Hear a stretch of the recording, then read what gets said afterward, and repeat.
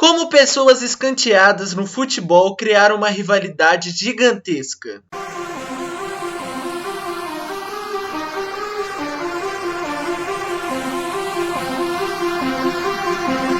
Internacional.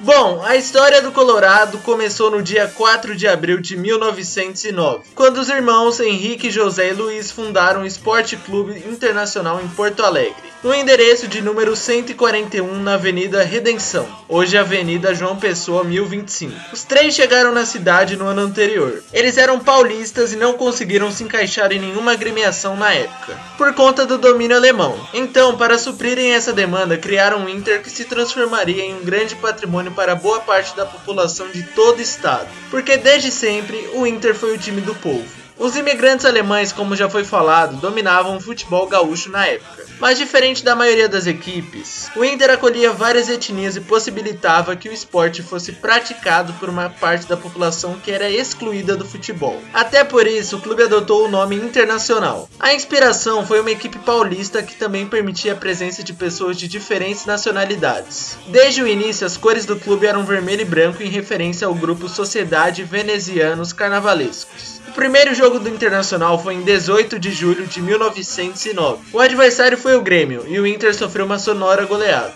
10-0. Na época os colorados ainda não sabiam, mas essa seria a maior goleada da história do Grenal, pelo menos até 2025, e motivo de zoação. Na região da Ilhota, que era um bairro humilde, o clube encontrou o local-chave em seu início. No campo da Rua Arlindo, atual Praça Esporte Clube Internacional, foram feitos os primeiros treinos da equipe. Lá também seriam jogadas partidas da Liga da Canela Preta, que só tinha um time de jogadores negros. O Inter se viu forçado em 1910 por conta de enchentes da região a se mudar para o campo da Várzea, atual Parque da Redenção. Em 1912, o Inter alugou a Chácara dos Eucaliptos e mudou de casa novamente. No mesmo ano, o clube ganhou seu primeiro título, a Taça 12 de Abril. O clube nos anos seguintes empilhou títulos do campeonato metropolitano de sua cidade. Mas durante o início da década de 20, passou por alguns apuros financeiros e a situação estava complicada dentro e fora das quatro linhas. O Colorado corria o risco de deixar de existir. Mas apesar dos percalços, o Inter deu a volta por cima e finalmente, em 1927, ganhou seu primeiro gauchão. Em 1931, o clube inaugurou o Estádio dos Eucaliptos, que contava com uma capacidade de 10 mil pessoas, e transformou o local em sua verdadeira casa, mandando seus jogos por lá até 69. Assim, o Inter tinha se consolidado no futebol gaúcho e teria um futuro brilhante pelas décadas seguintes, se transformando em um gigante brasileiro campeão mundial, contando com craques como Falcão, Fernandão e Gabiru, é claro. Grêmio. Bom, a história do Imortal começou em 15 de setembro de 1903, no Salão Grau, restaurante de um hotel da rua 15 de novembro, atual rua José Montauri. 32 homens se reuniram e fundaram o Grêmio Futebol Porto-Alegrense. O primeiro presidente do tricolor foi Carlos Luiz Borer, e ele se tornou responsável por um clube grandioso, que na época era só um recém-nascido.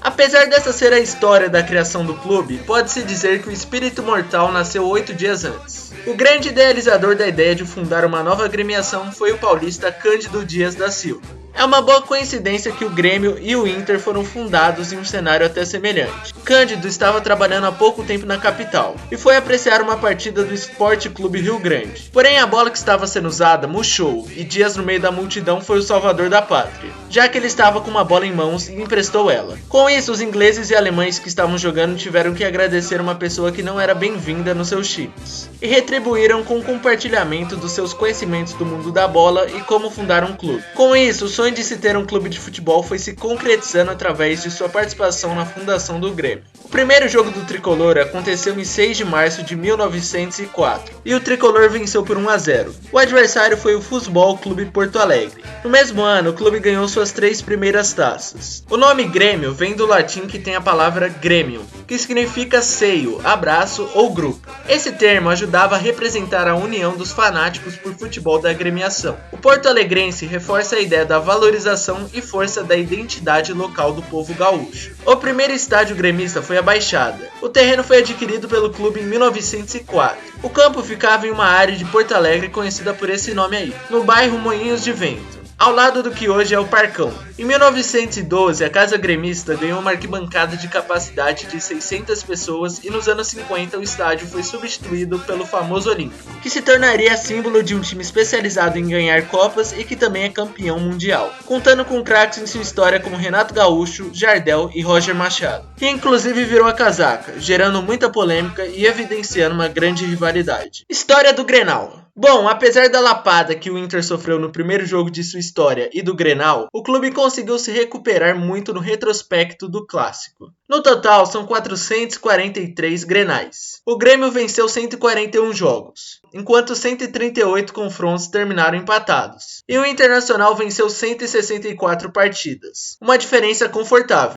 que deixa o Grêmio em uma situação desconfortável, pois para voltar a ter a vantagem nesse retrospecto, ele precisará de alguns bons anos se tudo correr de uma maneira favorável ao clube. O nome do clássico, Internacional vs Grêmio, ou inverso, é realmente bem extenso e não é um nome tão impactante ao nível dessa rivalidade. Então, em 1926, o nome Grenal surgiu por meio do jornalista Ivo dos Santos Martins, que queria algo mais simples e fácil de escrever. Sua ideia deu muito certo e esse nome colou. Pode-se dizer que a grande estrela do Grenal é Carlitos, que jogou pelo Inter durante mais de 10 anos. Ele é o jogador que mais jogou esse clássico com 62 partidas. E também é o maior artilheiro, com 42 gols. Infelizmente, podemos relacionar esse confronto como intenso em vários sentidos, mas principalmente na questão da porradaria. O primeiro episódio de violência não demorou muito para acontecer não. Já em 1918, o Grenal não conseguiu terminar por causa de uma briga feia com mais de 100 feridos. Inclusive com um torcedor gremista esfaqueando um jogador colorado. Já existia uma rixa entre os clubes na época. Existem outros jogos que contaram com uma violência extrema. Talvez não nesse nível, como no primeiro clássico no Beira-Rio que teve 20 expulsos. E recentemente tivemos o primeiro Grenal da história da Libertadores que contou com 8 expulsos. Mas obviamente o Grenal não se trata de episódios lamentáveis somente. Muitos jogos marcantes aconteceram entre Inter e Grêmio, como o primeiro Grenal do Olímpico.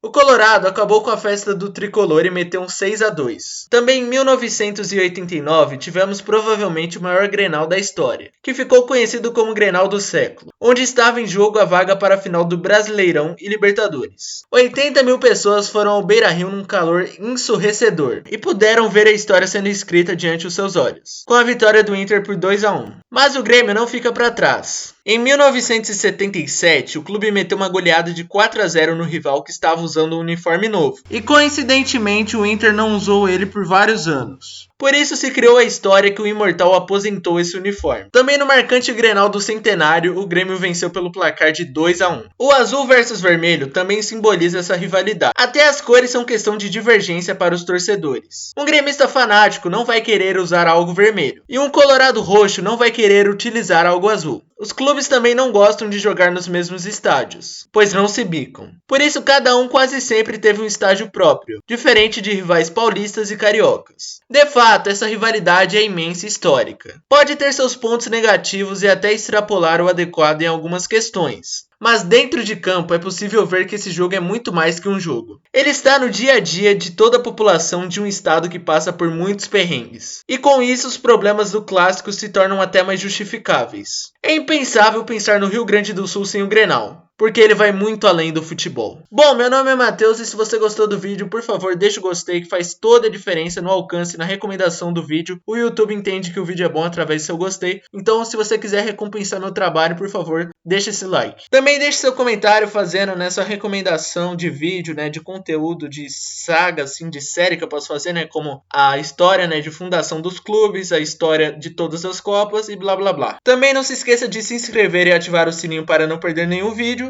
E no mais, é isso. Então tchau e até logo.